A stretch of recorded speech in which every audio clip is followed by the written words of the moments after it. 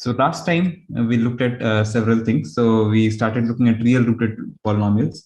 So we saw how they connect to probability distribution. So we saw that a non-negative, a real rooted polynomial with non-negative coefficients is essentially the generating function of the sum of independent Bernoullis.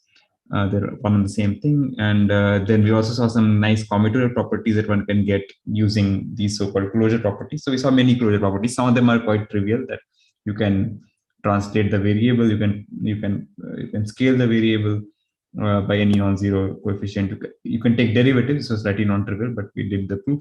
And the other one, which just extractable thinking, is that you can reverse the coefficients and still real is present. Okay, so this is reversing the coefficient.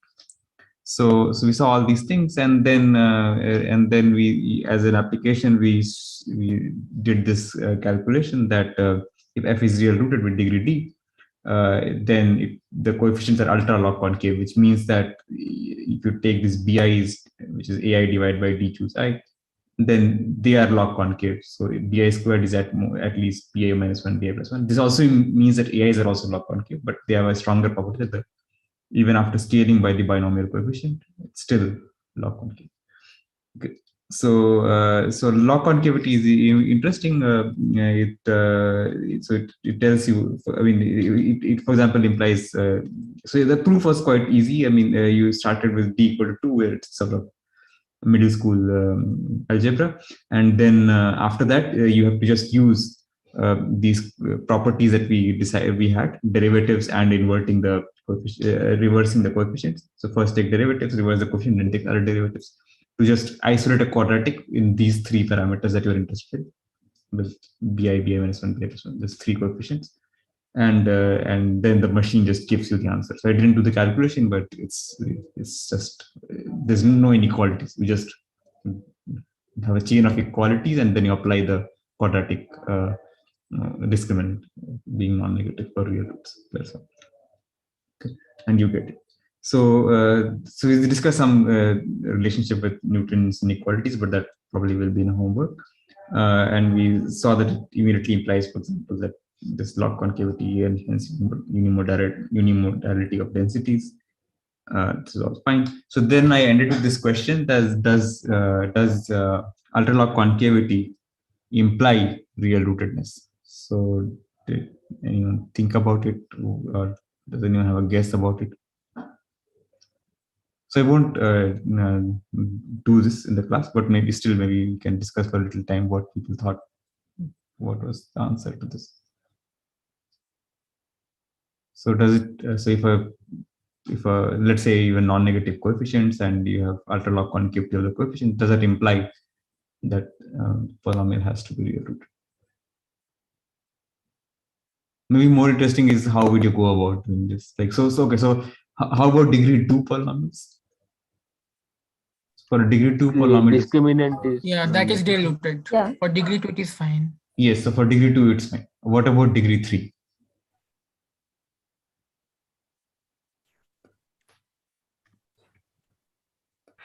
So how would you guess what should the answer be?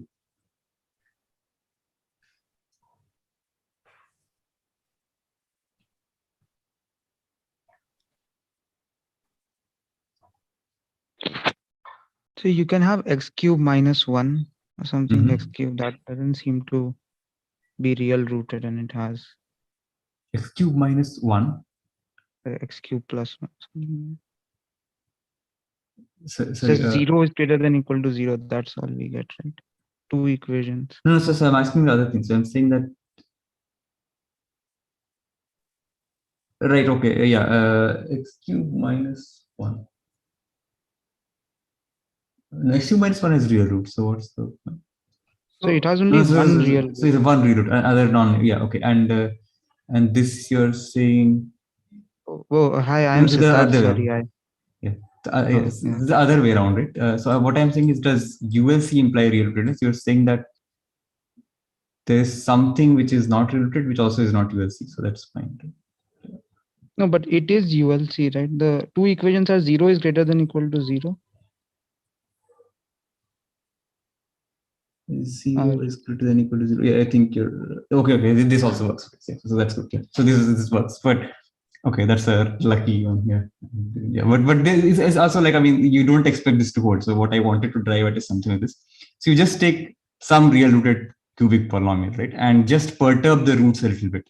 The point is that this ultra low concavity is not a very it's not on the edge kind of condition. It will hold with some slack in any polynomial, and if you just perturb the roots a little bit to make the roots go a little, so like you take one, so a cubic polynomial will have at least one real root.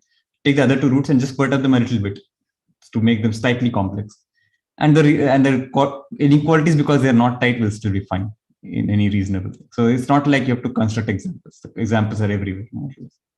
So yeah, so ultra log concavity does not imply real friends, and it's for so more or less because because of such a like a very soft argument also. So you don't even have to produce examples. You just have to check that this is sort of the inequalities are not tight essentially. Okay, so this was one thing. So there can be ultra log concave sequences where the corresponding generating polynomial is not real rooted, and so not maybe ultra log concave, but even for log concave, one very well known example is the so-called chromatic polynomial.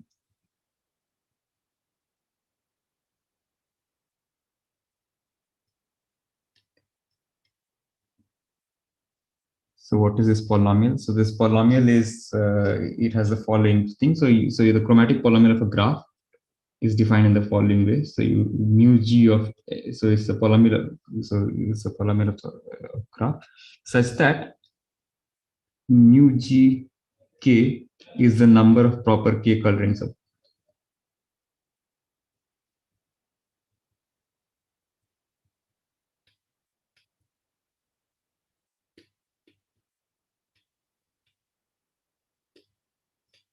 For every positive k. Okay. So one can show that this is actually a polynomial of small degree. That is actually not hard to prove, that it's a polynomial of degree at most the size of the graph, number of words in the graph. Of course, this polynomial is not easy to compute, otherwise you'll be counting colorings. Its coefficients, it was conjectured long ago, I think by Rota, that it is they are log concave.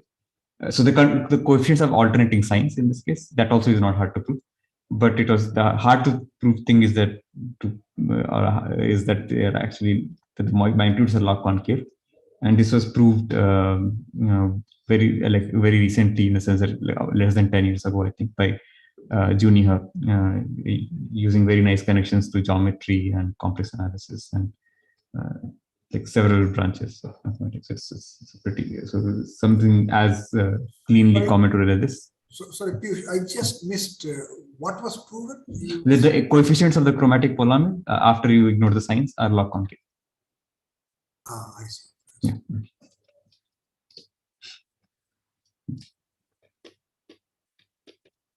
Not real rooted.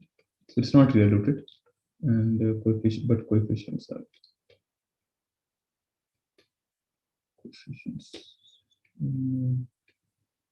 Yes. Proof is by this is the archive paper. I think it's from 2012, but the journal version might be. Okay. So yeah, so this was about this. So let's get back to our original goal. We wanted to prove this Gurwitz theorem. So Piyush? yeah. Hi, I'm Siddharth. Yeah, I was not here for the last lecture, but I have one question. Yeah, sure. Yeah. So I wanted to know what linear operators preserve this real rootedness. Is there a characterization of such linear operators? Like derivative is one linear operator which does So it. yeah, so in fact, yeah, there's a whole theory of it. In the general context of real stability, and it turns out that the answer is sort of almost like recursive. So it's like you can, for any linear operator, you can define some kind of a characteristic polynomial, and if that polynomial is real rooted, then the. Oh, I see. Okay. Yeah. So but it's a pretty nice characterization. So Portia and Brandon more or less solved this problem about 10 years ago. Okay. Thanks. So I'll probably mention that later in this. So So that okay. gives you an exact characterization, is it? Like, Yes, so of a certain class of operators. So yeah, so you define a class of operators, like, so basically these operators should be like polynomials in derivatives, sort of. So they're all linear in that sense, that each one of them. So basically every operator is some order derivative, and then you take some linear combination.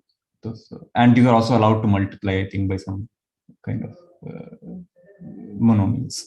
So sorry. yeah. So you define this class of which is pretty large. So derivatives will be part of it, and things like this will be part of it.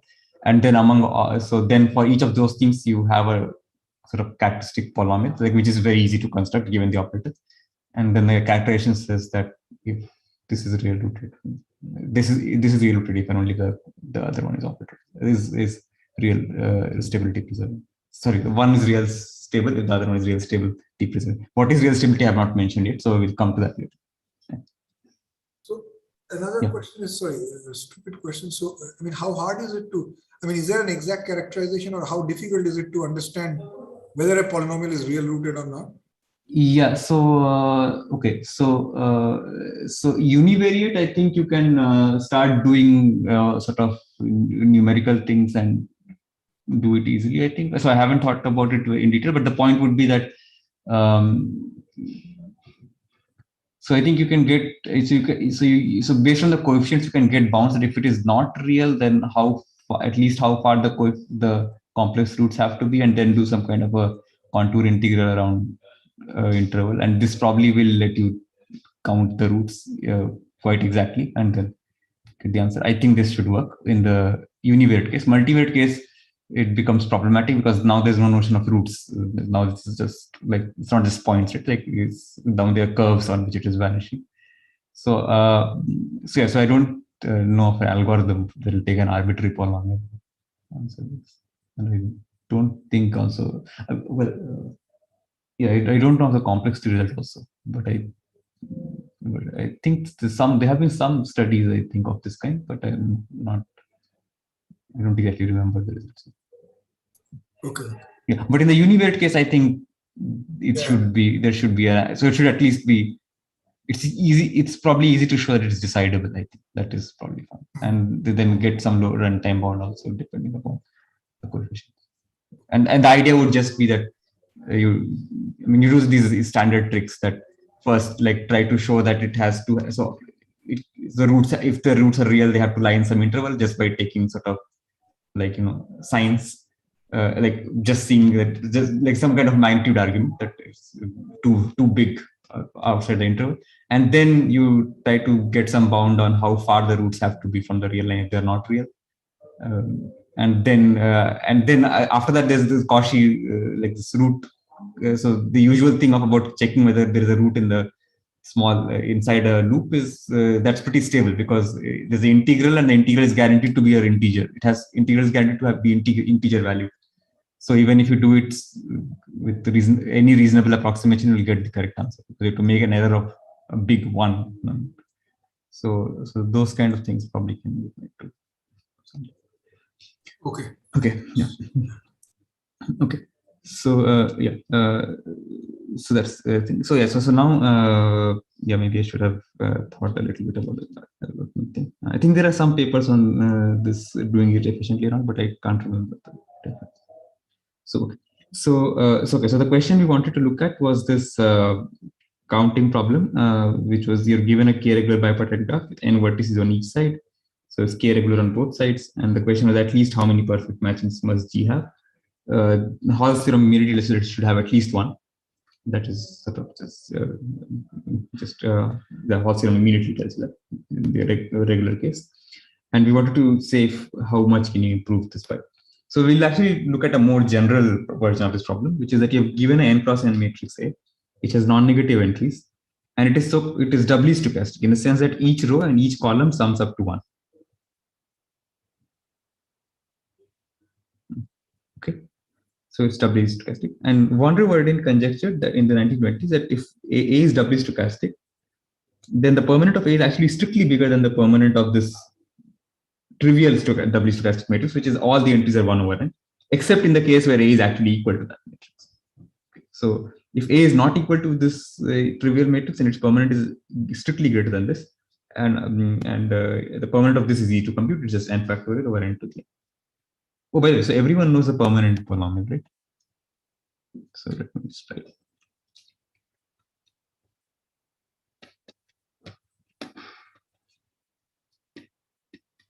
So this is a set of all permutations on n objects.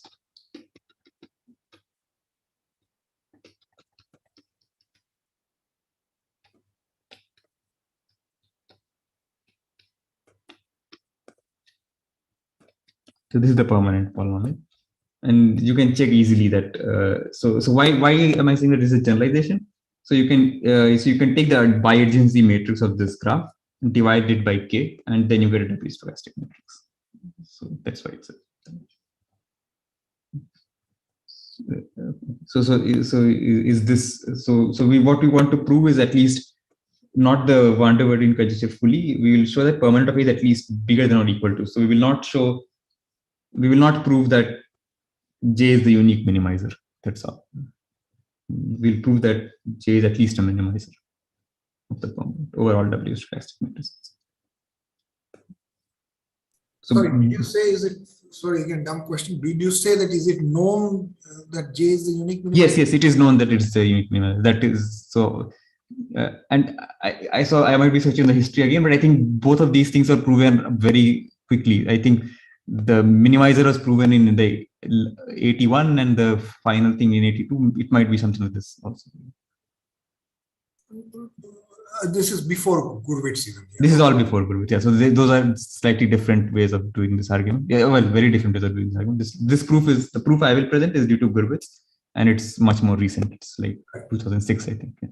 But Gurwitz proof is, you're saying, is not known to yield the fact that no. I think if you do it carefully, I think it can also give this. So I'm not sure on this, but we'll just not do it. I think Gurwitz's proof also yields that this is the unique minimizer. Yes. So you have to do it more carefully. I think that's all. Yeah. Okay. So I will just not take that much care. Yeah.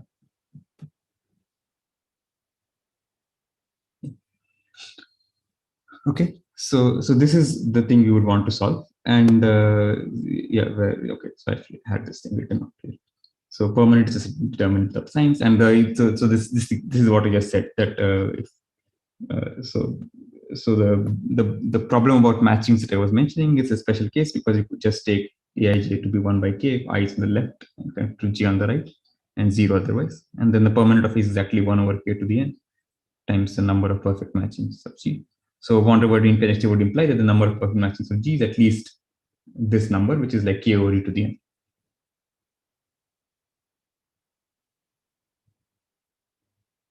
Okay.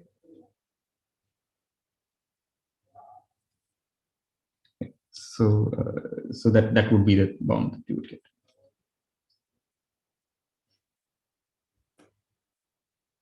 Okay, actually, yeah. So I'm surprising myself. So I've written all this and I've forgotten that. So yeah, so the history is this, that it was the first proof of the thing that we will prove was given by Falikman 81, and actually the same year Igor proved the.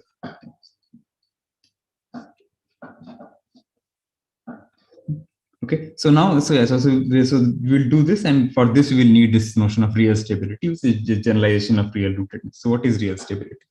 So now from univariate polynomials, we'll go to multivariate ones. So now we have polynomial f, it's R x1 to xn. Okay? So n variables, coefficients are still all real. So now I will only be talking about having real coefficients. So at least at the beginning, the polynomial will always have real coefficients. Maybe we'll do some surgery to it sometimes too, and that can change things, but otherwise it will be real coefficients. Okay. And such a polynomial is said to be real stable if whenever z1 to zn are complex numbers such that all of them have positive imaginary part. Okay, so you see the picture here; they all lie in the upper half plane, okay? Strictly in the upper half plane. Then the polynomial does not vanish. Right? So if f of z1 to zn is not equal to 0 if all the zi's are positive imaginary part. Okay. So shorthand version of saying this is that f of f does not vanish and all the arguments are in the upper half plane. Okay, and so this is a convention that you also take. I mean, this is just to make things easier, saying things easier. You conventionally also say the zero polynomial, the polynomial that's zero everywhere, you also call that real stable just for fun. Okay. So this is just one thing, Piyush, I mean, when you were talking about univariate real rooted thing, you only looked at, right? I mean, you only looked at polynomials with coefficients which were real. So yeah. then in that case, this definition would degenerate into real rootedness. Exactly. Yeah. So that's the next thing I wanted to say, that when n equal to 1, the univariate case, and real rootedness and real stability are exactly the same thing. And the point is that if you have a complex root, then the non-real complex root, and there must also be a non-real complex root in the upper because of conjugacy. So complex roots of a real coefficient real polynomial appear in conjugate pairs. So if f is not real rooted, then it must have a root in the upper half. Right? So when n equals 1, and there's exactly one variable, then real rootedness is exactly the same thing as real stability. Okay.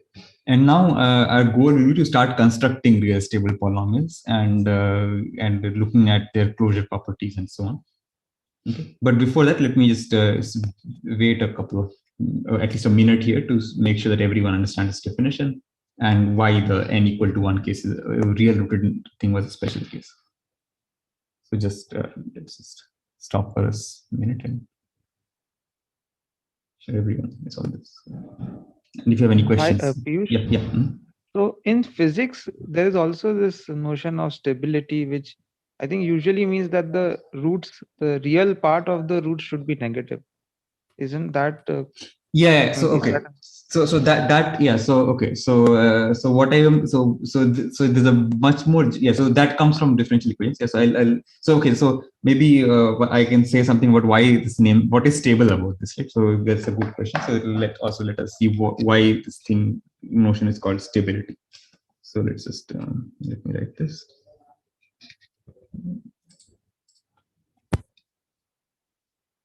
Okay.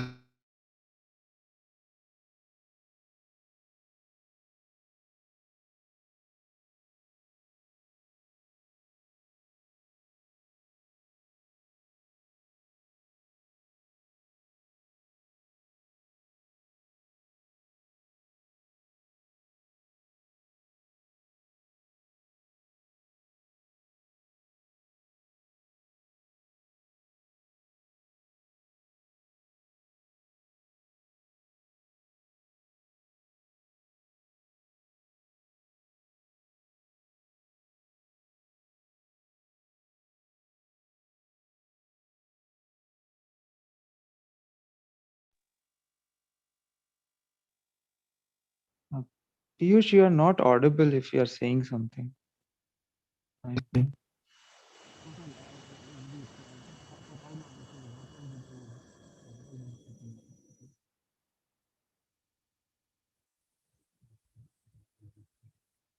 You're still not audible, Piyush. At least I can't hear. Yeah, neither can I.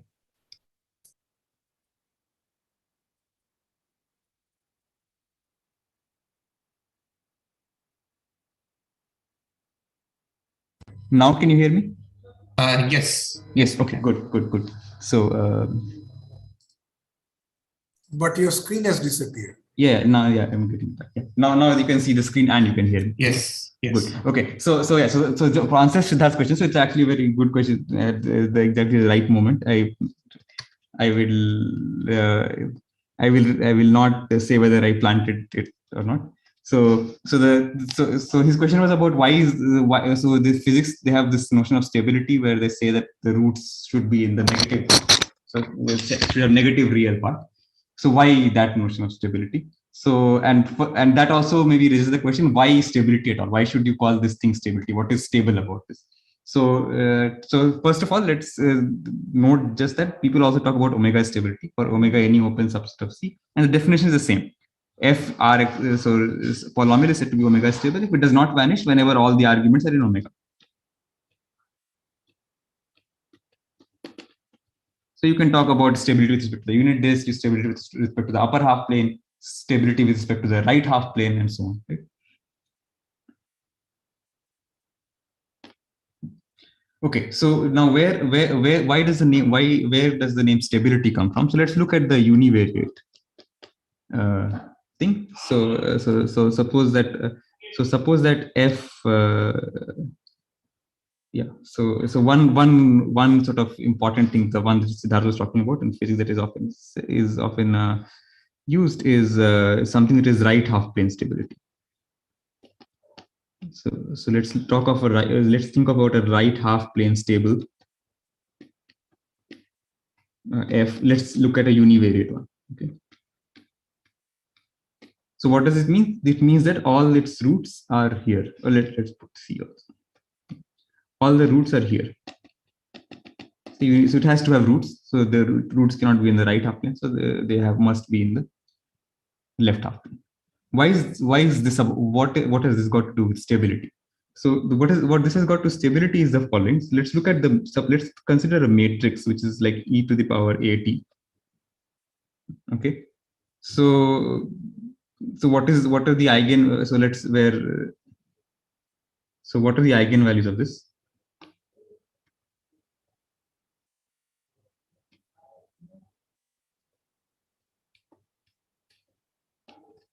So the eigenvalues of this are exactly e to the power lambda I, lambda 1 at, e to the power lambda 2 at, and so on. Right? So t here is some positive real. Just think of t as time. And this by itself is like e to the power, the real part of lambda 1 a t times real part of lambda 1 a t times t times. And here is this is the imaginary unit times in.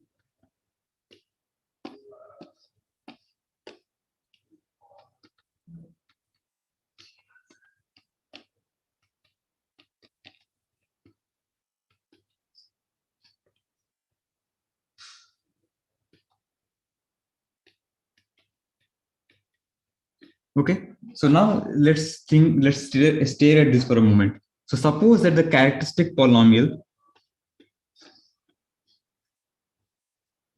so suppose that this characteristic polynomial, which is so chi a x, which is defined to be the determinant of a minus xi, is right half plane stable.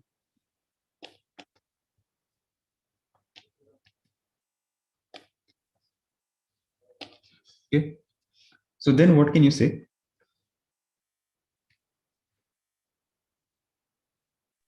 The limit t going to infinity. Yeah, so these things are vanishing, right? So they're not sort of growing out to infinity. As time goes to infinity, the magnitude of these, so this e to the power imaginary part, doesn't matter what this guy is, the imaginary part will always have magnitude at exactly 1, right? E to the power I, any real number, is on the unit circle. Right? So this the plus 12 complex numbers. This part, so the absolute value, this is exactly this number here. And this number, if this polynomial was right half plane stable, is going to 0.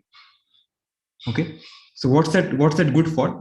So I mean, if the eigenvalues are going to 0, then you can also actually easily argue that this whole vector is going to 0. So things are so e to the power at is a matrix that is going to 0. But why is this useful? What does this have to do with stability? So and this probably is again simple. You probably just know that the point is that if I have something like this, so if I have a differential, so linear differential equation that looks like this,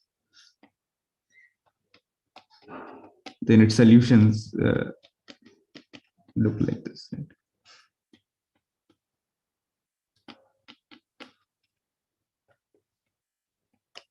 So this is about stability of solutions of linear differential system.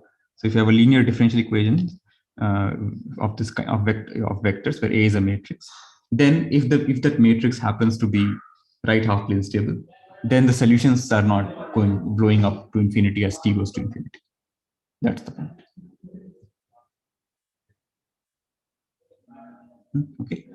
So that's where the name stability comes from. Actually, I think it doesn't even come from physics. It comes from electrical engineering in the late 1800s. and control theory. So that's where this name stability comes from. So any questions about this?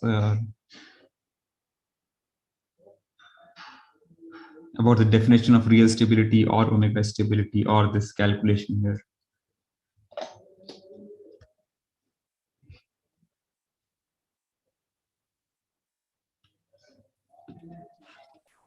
So basically, if you take any open set omega and ask about the stability for that set, so we're basically trying to say transform by transforming the to omega go to right half plane and then doing the same stuff, right? So the thing is, that transformation might not retain that. I mean, so it's not clear that whatever the transformation is, so that the transformation will exist, but it will not necessarily keep the polynomial a polynomial. So it's not. So you have to study these stability questions separately, even though, I mean, Riemann mapping theorem notwithstanding, still you have to understand them separately because the polynomials might not remain polynomials.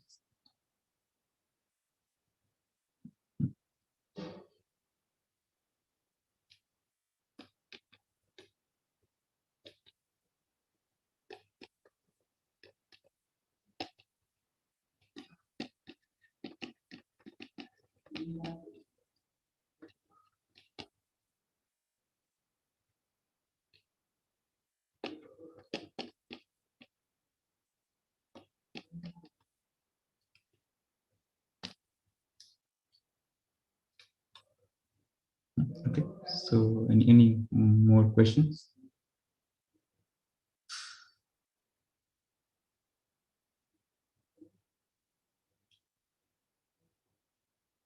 Okay, so let's start.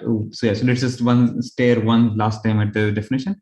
So polynomial is real stable if it's just identically zero polynomial, or in the interesting case, it's a polynomial with real coefficients, multivariate, such that it does not vanish when all its arguments have strictly positive imaginary part. Strictly is important. Okay, so already I wrote some example here. So here is one example of a real stable polynomial. So suppose I just write a polynomial f of z and summation ai zi. That's it. Ai's are non-negative. This is real stable. Why is it real stable?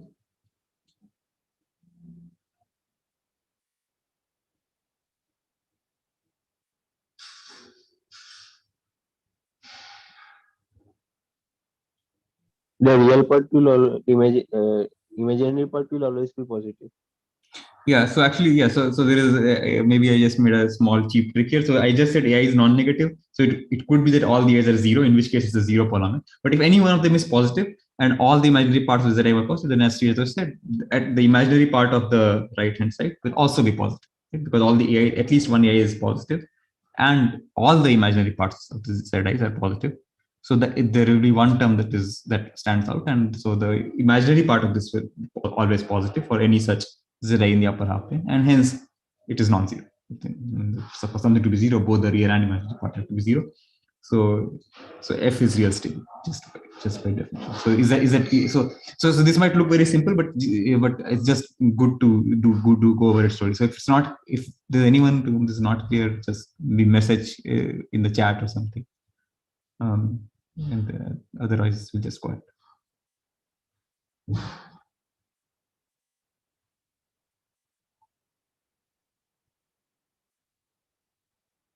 No, okay. So it seems everyone's fine. So let's proceed to some more properties. So here is one more. So if f and g are both real stable on the same set of variables, then their product is also real stable. So why is this the case?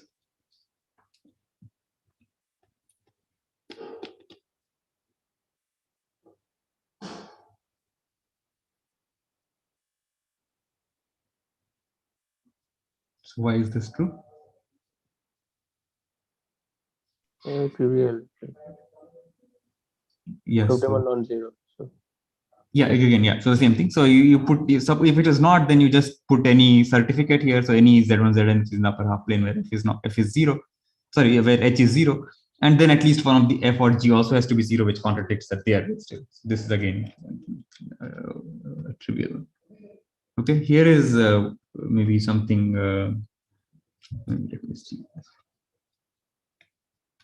Okay, so here is maybe something slightly different. So now I take a real stable polynomial and I take any a which is real. Okay, and then I claim that if I just put one of the variables equal to that a, so now I get a variable in n-1 variables, that polynomial is also real stable.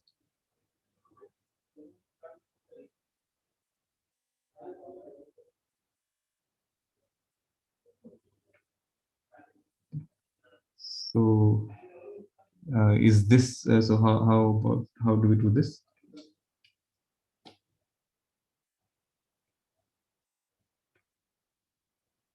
So can you do at least some easier version of this?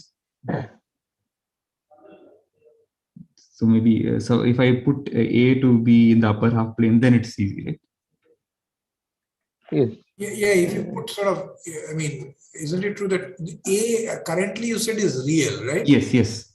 But if a was like a plus Something, some small thing, then that yes. would So be, can you do some continuity type argument? Yes, exactly. So we have to do some continuity argument. So let me just write down what Arkadev and Prasad said. So what Arkadev pointed out is that if I define, so of course I define real stability for real coefficient polynomial, but it also makes sense for complex things, right? So if I take f this to be z1 to zn-1, a plus ib, where a is real and b is strictly positive, right? Then h is real still.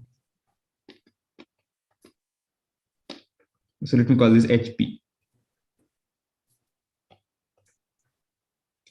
This is again by the same kind of trivial argument. Right? If it was not, then well, you would just put some values for z1 to zn, which make it vanish, and then you substitute that for f. That's a contradiction for f. Okay. The problem with making b equal to 0 is that now you cannot. So the definition of real stability only says that it cannot vanish if all of the coefficients, all of the arguments have positive imaginary part. And here one of them does not, a does not, right? So that's the thing. So Ramprasad was saying that we should do a continuity argument. So we should do some kind of, we should use the limit as HP. So okay, so this one is also a standard thing, but I just want to spend some time here just to, because this is one place where the fact that things are about complex numbers is important. So we'll just at least point out where, like what kind of things can fail.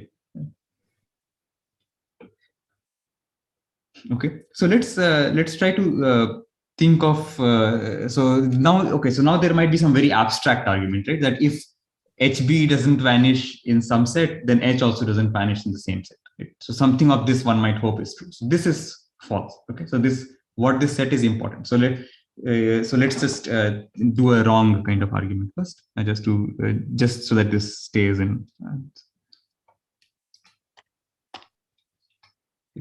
So could it be that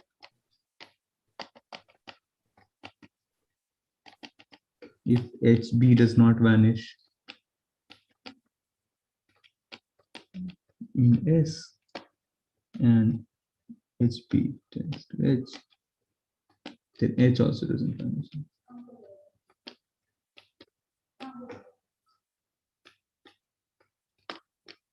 So this, let's see. So let's look at a very simple thing. So let us consider like a very simple situation where I define HB of X to be just X minus IB. Okay, that's it. B is a real number strictly greater than 0. That's my definition of this. So let's think of this. Now clearly, so HB is stable with respect to this interval, right? If you put X to be in this interval -1 to 1, HB does not vanish. None of the HBs vanish.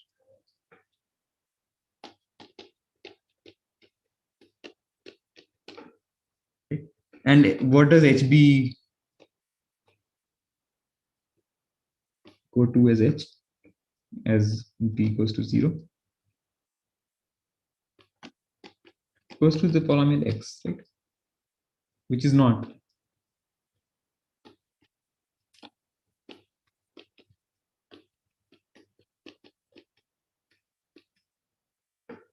Okay. And it is not because of some uniform convergence not happening, etc. Right? Everything is fine. Like this is uniform convergence, and still this problem happens. Okay. So let's look at one thing. So suppose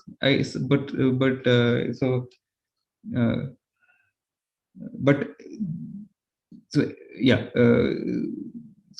So somehow stability somehow is not preserved for all sets, but it is preserved. So yeah, so the crucial thing that we will use is that it is still it's preserved for open subsets of the complex plane. So that is so the important thing is that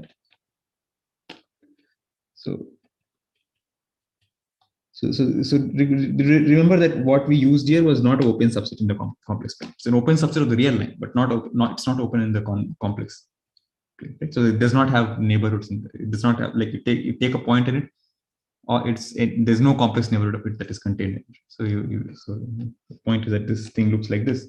So the neighborhood of any point here looks like this circle, but things in the circle, since it's a disk, are not there. So the crucial result from complex analysis. So I'll just write down the result, and I will not prove it. It can be proved quite easily using standard. So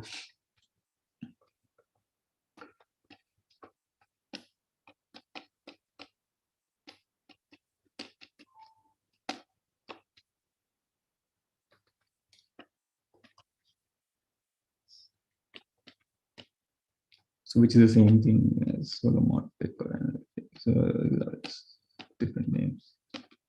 Basically, it should be differentiable as a like in the complex.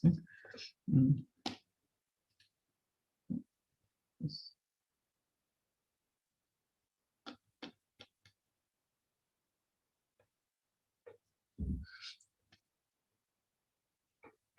Okay.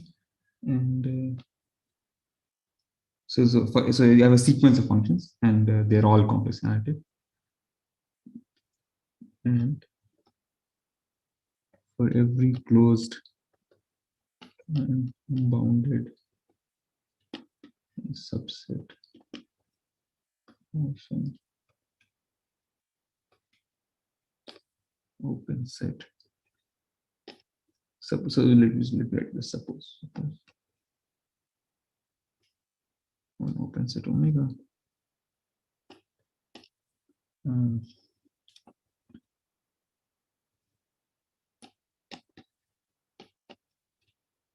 Equals.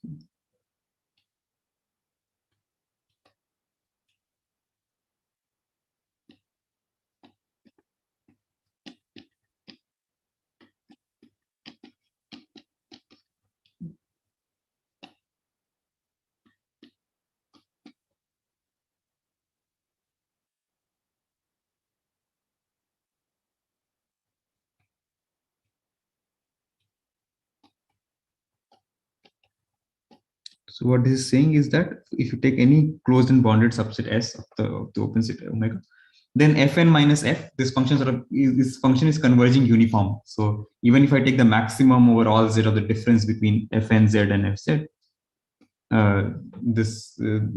and as n goes to infinity, this thing is converging to C. So it's a strong kind of convergence on any closed and bounded subset of open set, and for all subsets.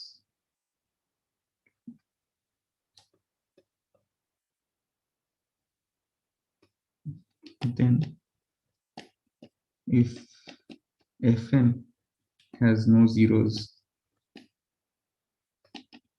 in omega, then f is either identically 0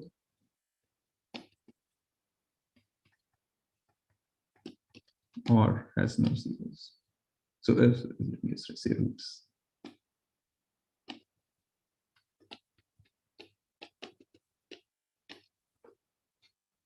Okay.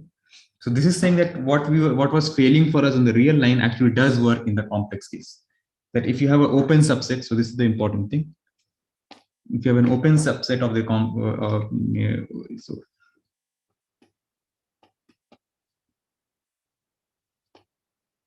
open subset of the complex plane, so it cannot just be a line, right? It has to be something more.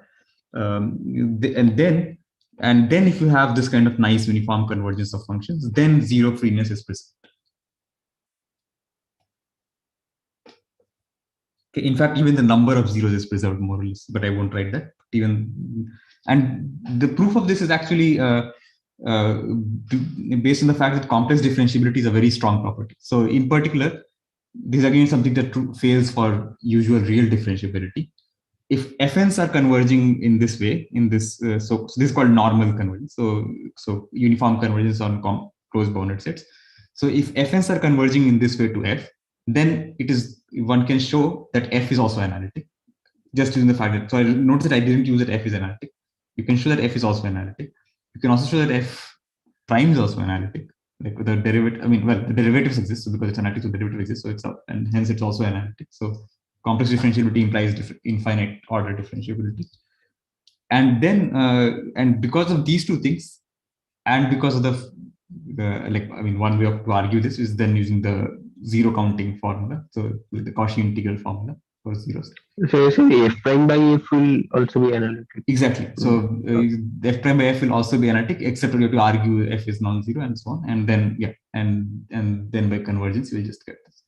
So, so the whole point of this is that being complex differentiable in a complex open set is a very strong condition. And so what was failing for us was the fact that this set that we were looking at is not open in the complex. In the complex plane, it's open only in the real.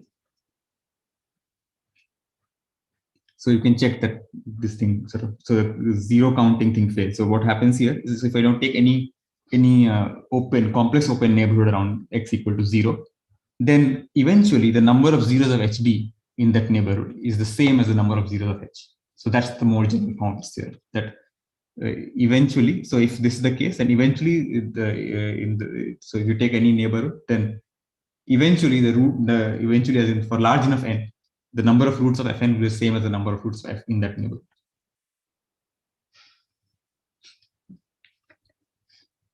So that's with this, then now our thing becomes doable. So yeah, so we just now what do we do? So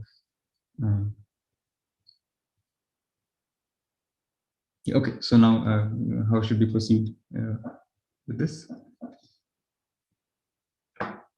So assume this here that. So let S be a small open ball around the given point z1, z2, ... zn-1, comma a. So notice that I only wrote it for univariate cases. You can only wrote it for univariate. Yeah, so we will vary the last variable only.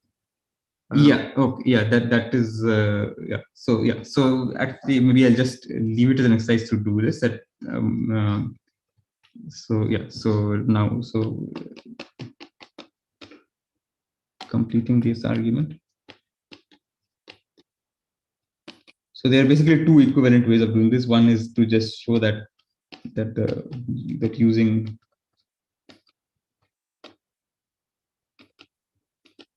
the univariate version above and taking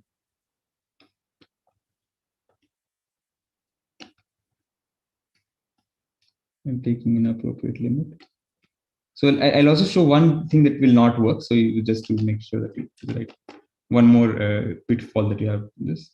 Or the second thing is that there's a multivariate version of Purville theorem also that you can more or less prove, or in the version you need, you can prove from here, or generalize.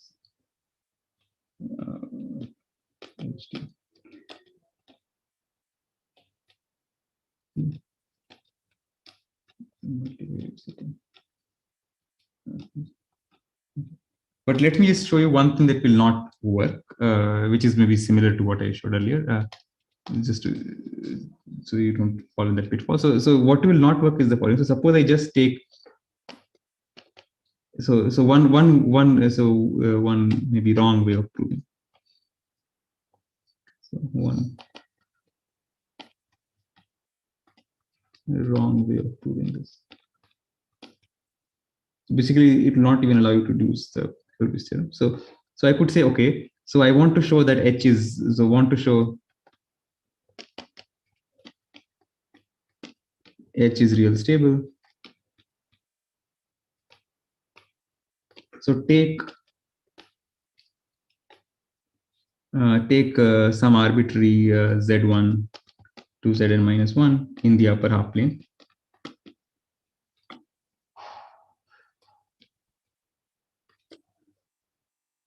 Right? We know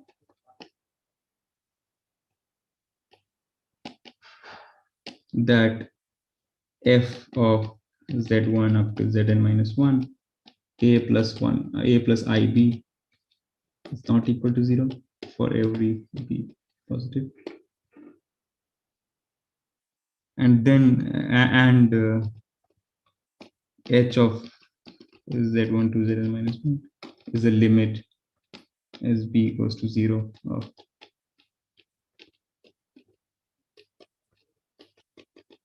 so this also will not work. I mean, because the limit could be still be 0. So you have to be slightly careful. So you have to somehow bring into the fact. So let me check. So then what? So need to bring in the fact that it's not just that f is 0, it's also 0 in a neighborhood around it.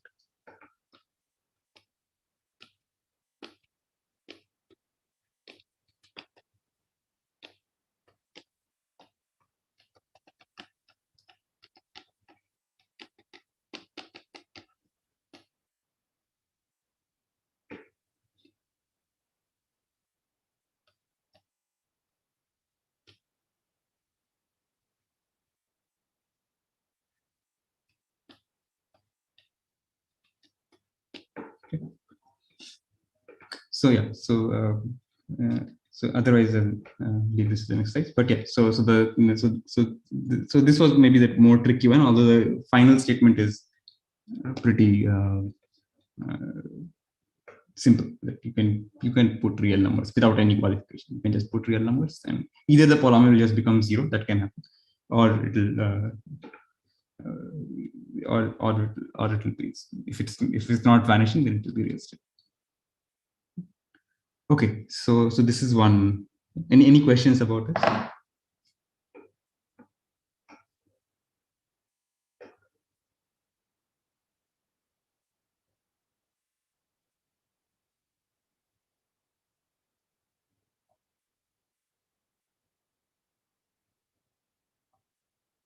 Okay, so let's continue to the next thing. This again I'll leave as an exercise. So we already proved in the last lecture the Gauss-Lucas lemma for univariate polynomials, which said that if f is any complex polynomial, then the roots of the derivative lie in the convex cell of the roots of f. So this we proved fully. And all I'm saying that this more or less generalizes in a reasonable way to the multivariate setting, and in a straightforward way, more or less. So if you just take take any f which is real stable and differentiate with respect to one of the variables, the resulting polynomial will still be real stable. The crucial thing that is being used here about the omega, the set with respect to which you have stability, is that it is convex. The upper half plane is a convex set. That's the point. And this one is actually pretty easy to. This one you can. So the obvious thing that you would try will work. You just assign values to the other variables and just look at it as a polynomial in x1 and see where the roots are.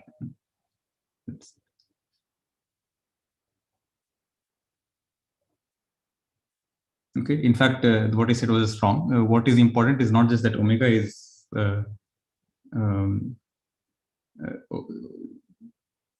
so yeah, so the roots also lie in a set that is convex. So yeah, so when you do the argumental phase, so what will be more important for you is that the complement of the upper half plane is also convex.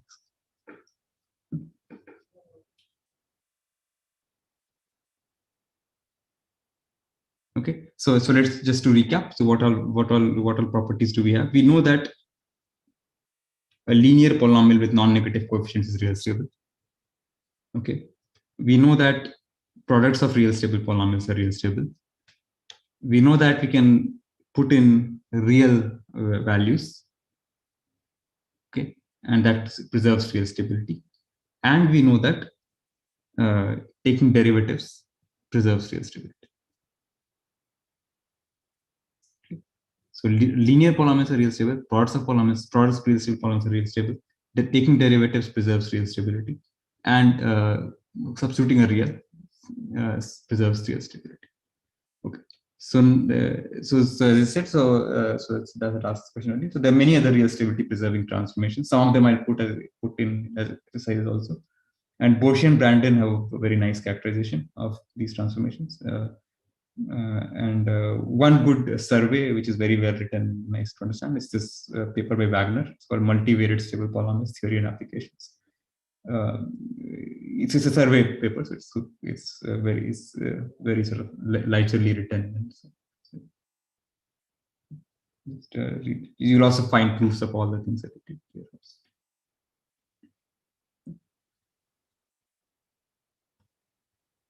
Okay, so now let's come back to our goal. So our goal was setup was that A is this n cross n doubly stochastic matrix, and we want to prove that the permanent of A is at least n factorial over n. So I'll first outline these steps, then we'll go and do the steps in detail.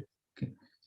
So so the first step is to come up with a polynomial that is real stable. Okay. Okay. So which is maybe sounds a bit funny. So here is a polynomial in n variables that is real stable, and the polynomial is so if there are n such polynomials. So the ith polynomial is the following. I take the ith row of A and I look at A summation over J, Aij xj. Okay, where A is this Rn cross n doubly stochastic matrix. So why is this polynomial real stable? The imaginary part is always positive. Yeah, so this is our first example, right? It's a linear polynomial with non-negative coefficients. So it is real stable. Okay, so why look at these polynomials? What is the product of these polynomials? So the product of these polynomials is also real stable, right? And the crucial thing is step 3. So this maybe we should spend some time on.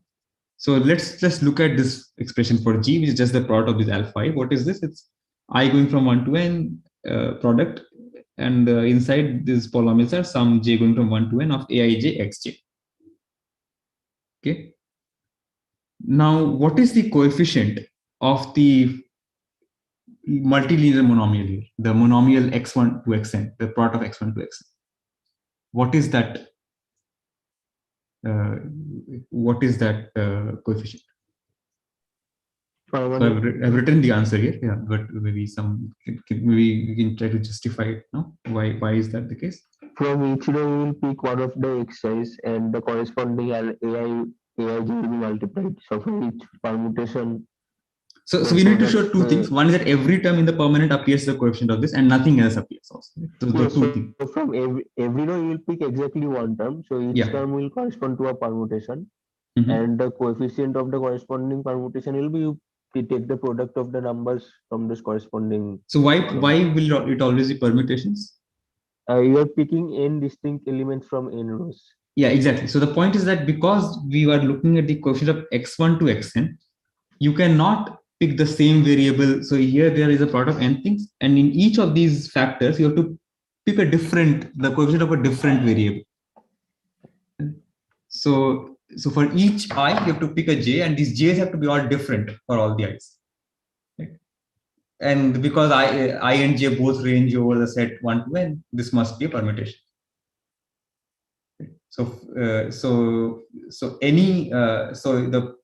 the coefficient here that will be for some permutation sigma, it will be AI sigma I. And all of these, so for every permutation, of course, you will get this term, and nothing else will happen. So only permutation is contribute to this. So exactly the permanent things will come here. And so what remains? So what are the other terms? That also the answer is written.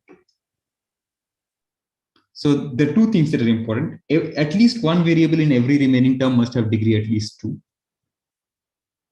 Why is that? You are picking n elements from n rows. If it is not a permutation, something is repeated. Yeah. So basically, yeah. So all the ones where this does not happen have already been taken care of in this first thing. And the degree must be n, and that is easy, right? Because it is a homogeneous degree n polynomial by construction. Okay. So this so far all we have done is that we have constructed a real stable polynomial in which there is one term, one nice term, which corresponds to the coefficient of this product of exercise. The coefficient is a permanent, and then other terms are they are not multilinear, although they all have the same degree.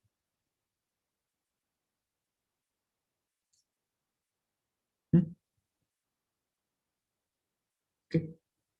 So any questions so far? Maybe let me wait for a minute here. And so our goal is to prove Guru's theorem. It is not clear why all of this is leading anywhere. But for now, let's at least understand that we have a real stable polynomial of this special form. It is a product of linear forms in n variables. And this has this nice form that the coefficient of the multilinear term is exactly the permanent, and the other terms are not multilinear.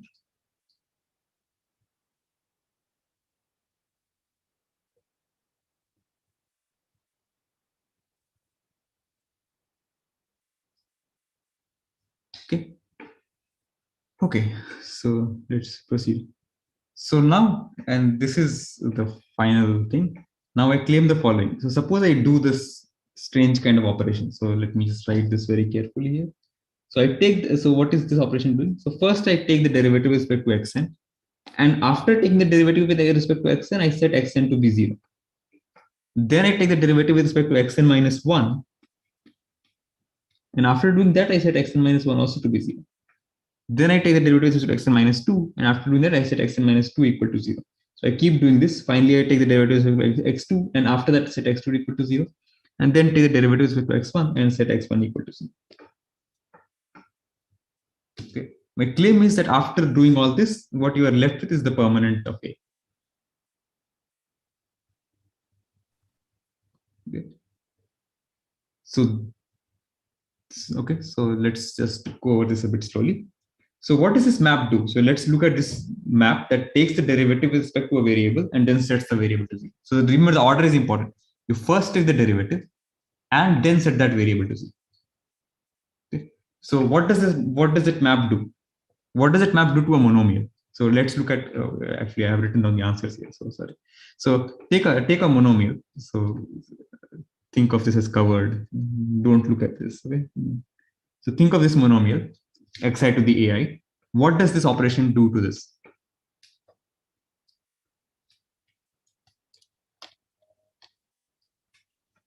So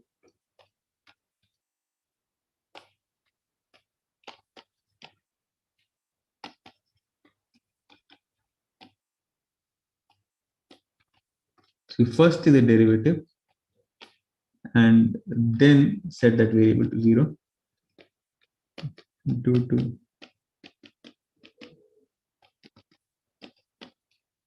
So what does it do to any such monomial? If AI is greater than 1, then it becomes 0. So let us see about this. So suppose first let's consider some case. Suppose a1 is equal to 0. What happens then? 0. So then the derivative itself will just kills, right? Because this does not depend upon that variable. The derivative will just kill. The setting equal to 0 will not have any effect. So then this becomes 0. What happens if a1 equal to 1? The product of the remaining terms.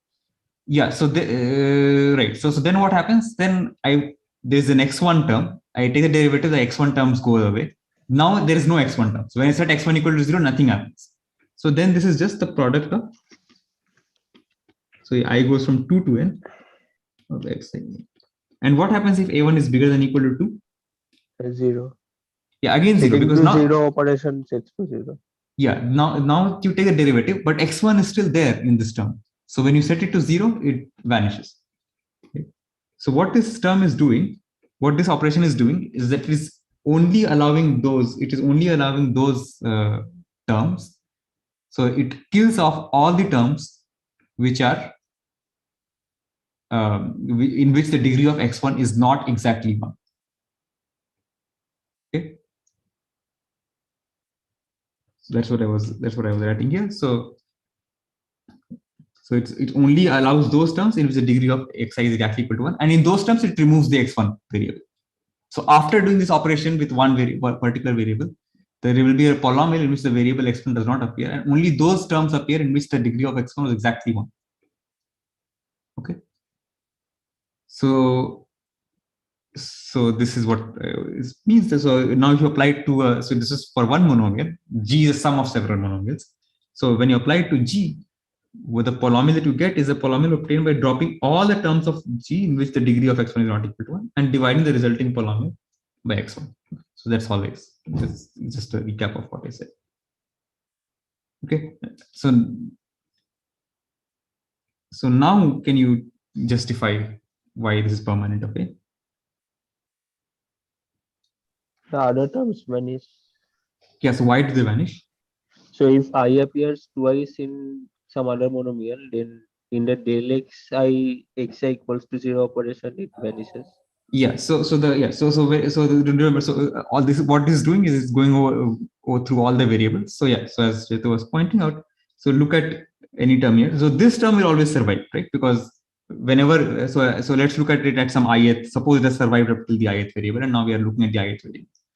So every variable beyond I has already gone. But when you do the ith variable, this one survives just as we saw. So it's really permanent of a product of I equal 1 to n x product I going so up till the I minus 1 variable. What about terms here? So any term here that had degree in any of the xi plus 1 and so on, which was not equal to 1, is already gone. Now any term here which has degree in I, which is not equal to 1, will also go. Okay. So at the end, any term in which the degree of any variable was not exactly equal to 1 is gone. And so what is left? Only those terms in which the degree of every variable is exactly 1. And that precisely the only such term is this one. Okay. So this is equal to permanent.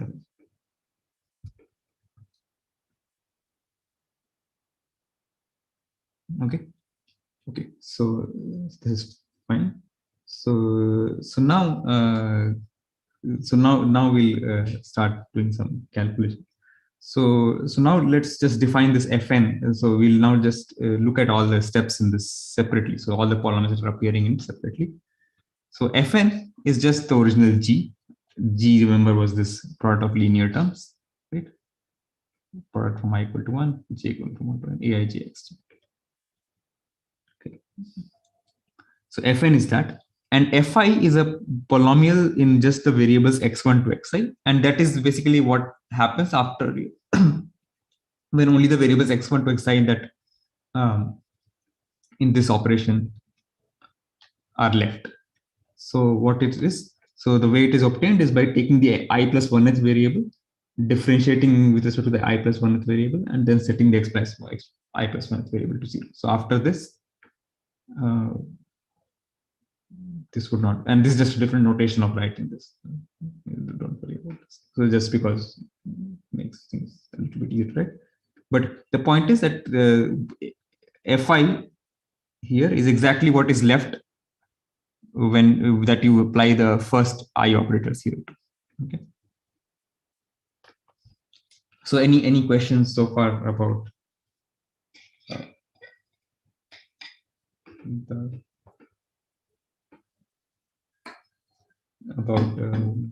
I also forget about what is written in blue below, just up till this definition.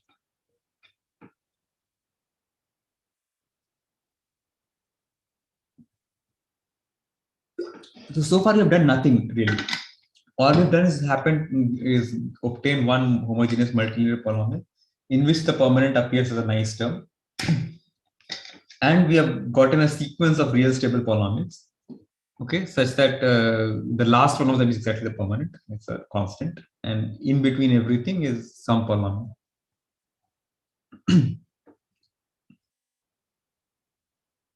Okay. So, so here is where I'll assume the permanent is so. Okay, so so the degree of, so let's just look at what is the degree of each of these fi's. So, so now can people help me? So, what is the degree of fn? N. Is it true for every a? Not necessarily. Yeah. So what do we need to make sure the degree of fn is n or g is n? Permanent is non-zero. Yeah. So if permanent is non-zero, then certainly the degree is n. And why are we guaranteed the permanent is non-zero? Why are we Guaranteed that the permanent is non-zero? It's a double stochastic matrix. So by Hall's lemma, Yeah. So Hall's it's term a itself convex. is It's a convex hull of. It's a convex combination of permutation matrices. yeah. So that can be used. Yeah. So okay. So this is a sort of a more general way of looking. So yeah. So sort of like Hall's theorem in the continuous setting. But yeah, Birkhoff's theorem tells you that permanent, so any double stochastic matrix is the convex hull of permutation matrices. And using this fact that convex hull of permutation matrices, you can show that the permanent of any double stochastic matrix will at least be positive. So that is not hard. So we'll assume that. And this implies that the degree of every fi it is in fact exactly I. Why is that? Why is it exactly I? So notice that whichever terms survive in this operation, the degree drops by 1. So certainly in fi, the degree cannot be more than I. It can be at most I. And it is exactly I because in fi, this term, the top term, has the first I variable still remaining. So the degree is exactly I. Okay. This also implies that f1 is exactly x1 times permanent of it. Nothing else is remaining. F0 is exactly permanent of it that we already argued. Okay. This was this thing. F1 is x1 times permanent of A, and the degree of fi is always I. Okay. And now here is where we will use. So far everything was very algebraic. Now we will use one analytic thing. So this will prove later, but this is something about univariate polynomials, and so this will require a little bit of calculation, but not a lot. But let's just see what this is. So this thing that if you have a degree d, strict degree d polynomial, okay, with non-negative coefficients, and the degree d coefficient is strictly positive, otherwise it's not degree d. And then, so forget about this epsilon, etc. This all what this is saying is that so the informally this thing is f prime 0 cannot be so too small. So it is like this. So this d is a degree, and times sort of the infimum of.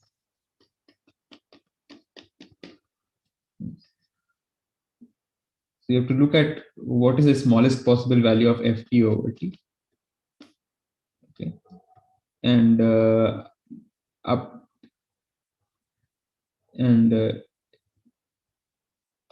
up to that factor, the derivative of f at 0 has to be at least this d minus 1 over d to the power d minus 1. Okay. So notice that scaling f by a constant does not change this inequality. Right? Both sides get multiplied with the same factor.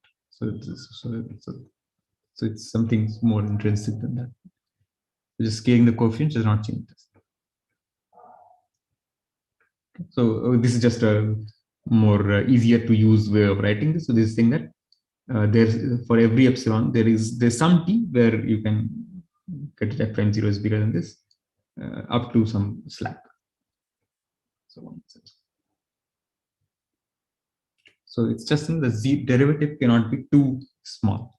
So this is now already maybe looking like we might be able to get something from all this calculus, the whole circus we have been having, because every time we're just taking derivatives and then evaluating the derivative at 0. So maybe this is all there is to it after this. So that was Gurwitz's sort of like nice insight that this univariate result is sort of the main sort of the driving thing in the proofs of Underwoodian conjecture. So let's just do this. So Piyush, yeah, in the previous lemma, does f0 need to be something?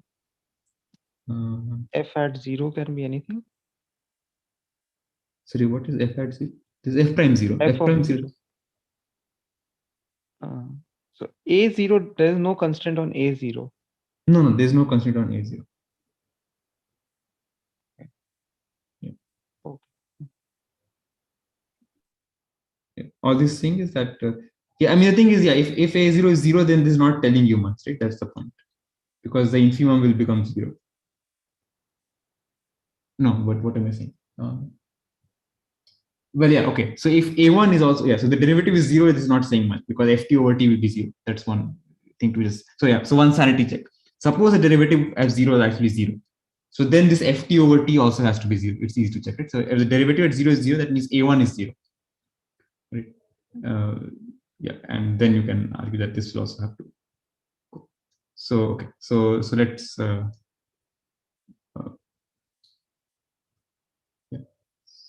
So we'll prove this lemma, but right now let us assume this. So the important thing to remember is that the derivative at 0 is at least d minus 1 over d to the power d minus 1. So you're saying if a1 equals to 0, then f must have a positive root in the positive. Sorry, what? You're saying if at 0 is equal to 0, then f must have a positive root. You're saying, right? No. All I'm saying is that something trivial will happen if f0 is 0. The right hand side will also become 0. So yeah. So so let's do all the arguments about this lemma later. But right now, the thing to remember is that there is no choice in this t. This t comes to you, so there exists some t. Okay? So this t comes to you, but the point is that you will get this factor of d minus 1 over d to the power d minus 1. So t is not something for you to choose, but this factor is just depending upon the degree of the polynomial. Okay, and all that you need is that it's real rooted and it is has non-negative coefficients, and the degree d coefficient is strictly positive. That's where this d is coming. Okay, so now what? So there's some epsilon here, so let's fix this epsilon in the beginning itself, and we'll do it. Okay. So define s1 equal to 1 for now, and now let's look at f1 at s1. So f1 at s1 by definition it's the derivative with respect to x2 with f of f2 s1 x2, and with x2 after setting x2 to 0. That was the definition of f1. Remember that each fi was defined by taking the derivative at the next variable of the fi plus 1 and then setting that variable to 0. Okay, so this is just that. But now let's apply our lemma to f2. Something is yeah. So here this is like d2. Like, yeah. So this is not d. So what is this d? So d is where d is degree of f2.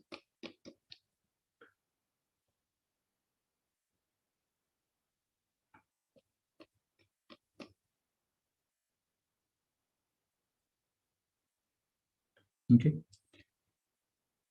So which is actually just equal to 2. Okay. So let me just say y. So put a thing here to justify this. Okay. So then I just apply the lemma to this. So with the degree of f2 with the first variable set to s1. S1 was just 1 in this case, and there is some s2, right? Some s2. So remember what the lemma says. So fix an epsilon. There is some p where this inequality holds, with the corresponding t set here, and there's a 1 minus epsilon. So epsilon has already been fixed. So now we have f2 s1 s2 divided by s2. S1 was just fixed in advance. So yeah, okay, I have written this out. So why, yeah, so why is this 2? You have to let's come to that. So it's 2 because of this reason, but yeah. So this is just by applying the proposition to hx to it of this. So okay, so let's just think about this. So why can we apply this proposition? So what are the conditions? Each coefficient is non-negative. Yes, is that true? Well, yeah, you're restricting at a positive point, so the coefficient. Yeah. So f2 all, yeah. So all, first notice that all these g, fi, etc. everything has non-negative.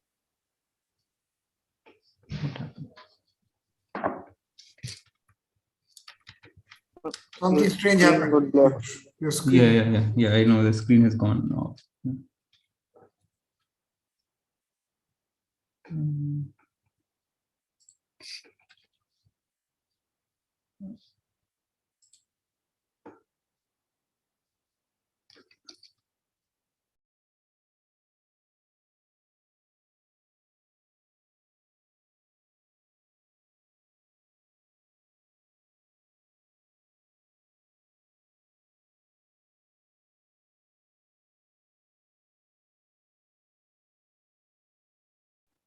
Yeah, it's not visible. Yeah, but we can't hear you. Yeah, now can you hear me also? Yes. Yeah. Okay, so notice that by construction, all these g and all, therefore all these fi's etc. have non-negative coefficients. They're also all real stable, right? All the fi's are real stable by construction, because all we did was take derivatives, set things to real values. Okay. So all you have to check is that, so you have to check that, yeah, so it's this h, which is f2 s1x, has non-negative coefficients, which is true because s1 was positive and f2 has non-negative coefficients, and that it has degree exactly 2. So we know that f2 had degree 2, and the degree 2 term still survives because right, it was just the permanent a that is non-negative, that is why we assume that. And it was just a plot of all the variables, and all the variables are only being set to positive variables. So that term is surviving. So the degree is 2. So the degree, so even after all these settings, as long as we keep setting to positive things, the degree of fi will remain I. Yes, so that will not. So degree of fi set with the first I minus 1 variable set to some positive things will still be I.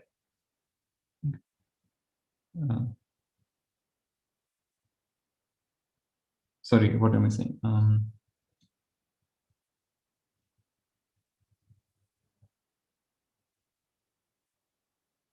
Yeah, okay, I think that's correct. Yeah, so let's proceed with this. And Degree is 1, no? Because no, yeah, so that's what. Yeah, let's just check that. What did I?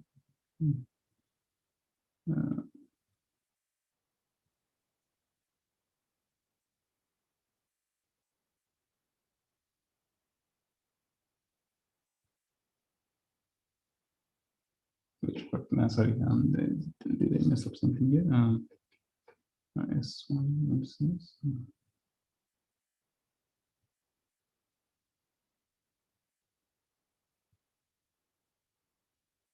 Oh, I think I did mess up something. So let's just fix this one.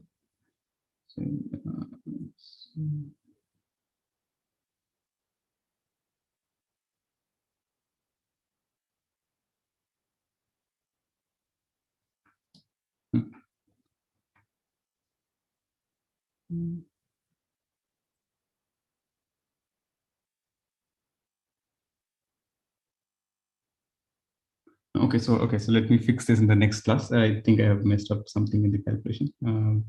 Pretty badly. So